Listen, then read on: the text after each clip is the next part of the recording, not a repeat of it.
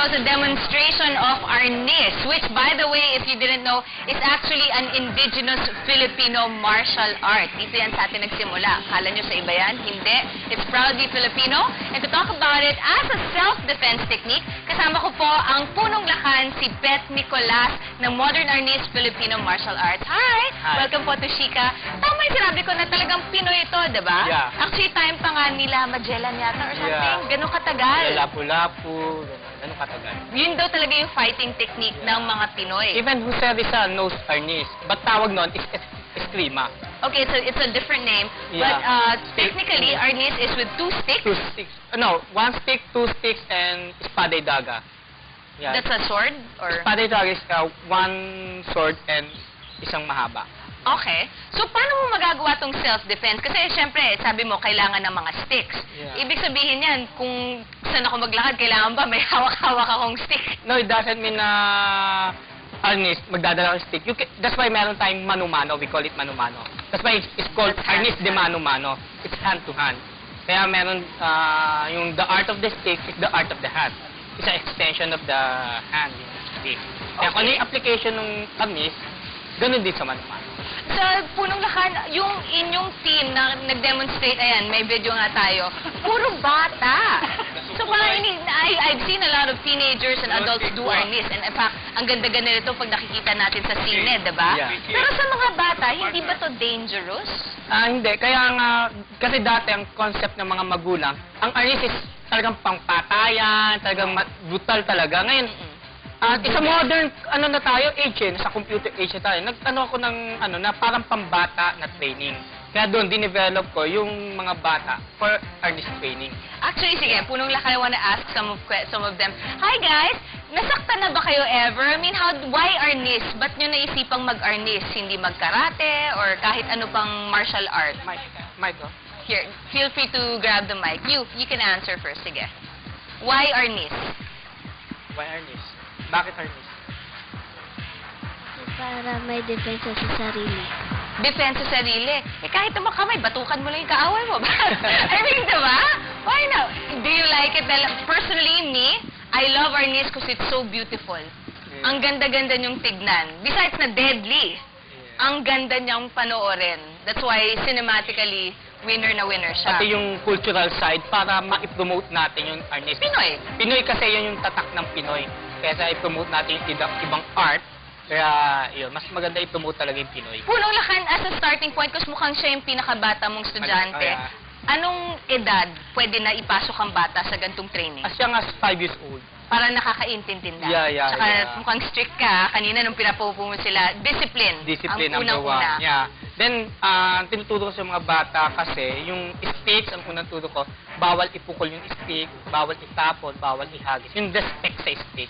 Oo. Kaya parang yung extension yung kamay mo. Parang kasi yan yung baril Okay. Diba yung baril, bawal paglaruan. Ganon din sa stick.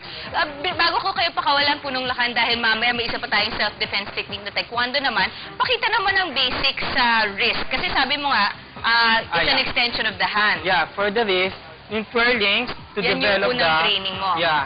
But you don't need to open your fingers. It must be closed. Para ma-develop, then yung mga abaniko, yung basic, para at least siya ma-develop. This one is striking already. You can strike Oh, here. I know. That sounds like, okay. Yeah, that's it. So, besides wrist, what about body movement? Kasi meron kami paglalakad mo, footwork. ilan Yeah, footwork and body movement. Yung mga stepping na ginagawa. Forward stance, backward stance.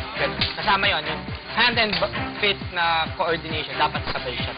Punong lakan, what about mga equipment? Kunyari, kung sa boxing, kailangan natin yung bag, yung punching bag. Yeah. Sa arnis, may mga kailangan Yeah, ka bang meron ganon? din may headgear siya na pero may bakal dito. Para kung just in case matamaan. Yes, then padded. This is not the meron live stick but full body gear.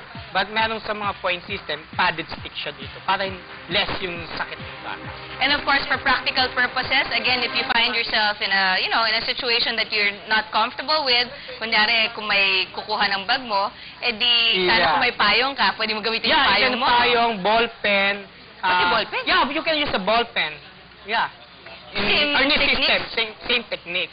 So, almost Yeah. any extent. Kahit yung bag mo yata Yeah, pwede bag, yeah. gamitin. Magazine, newspaper, kahit Lahat ano. yan, kayang gamitin as a self-defense. Basta alam mo na I can Arnis call one technique. demo if you want to show them. See, actually, we'll be asking for some demo now. Ball pen. You have a ball pen? Anybody have a ball pen there? I'm interested in this kasi at least, ayun, we'll have a ball pen. Come on in, MJ. Don't be shy. Sige. Si Punong Lakan, pakita nga. Okay. Paano to? Here. Para sa mga nag-ano sa opisina. And For again, example, please don't try this at home. For example, usually sa mga babae, nahawakan na ganyan. Nagkakalabag mo. This is the stick. Mm. See? Stick. Empty hand, mano-mano. This is it. And when you have your, this one, see? Stand up. You can break it. Yeah, you can break. Then, for example, stick, strike, you can disarm. See? Kunyari payong na lang. Yeah, payong. Empty hand, for example, empty hand dito, then break. When it's pen, see, you can hit this one. See? Then lock. See, a ball pen can be a dangerous weapon. Yeah. Thank you very much. Thank you for getting beaten up in our account. And thank you, Punong Lakan, for that demonstration. You know what I like about this? Kitang-kita nyo naman kay Punong Lakan, Pet. It's already built in. Hindi lang nagtatansya-tansya siya. Kaya again, please do not try this at home without proper training first. Yeah. And for more details, Punong Lakan, where can they contact you for the Arnis, Modern Arnis Filipino Martial Arts?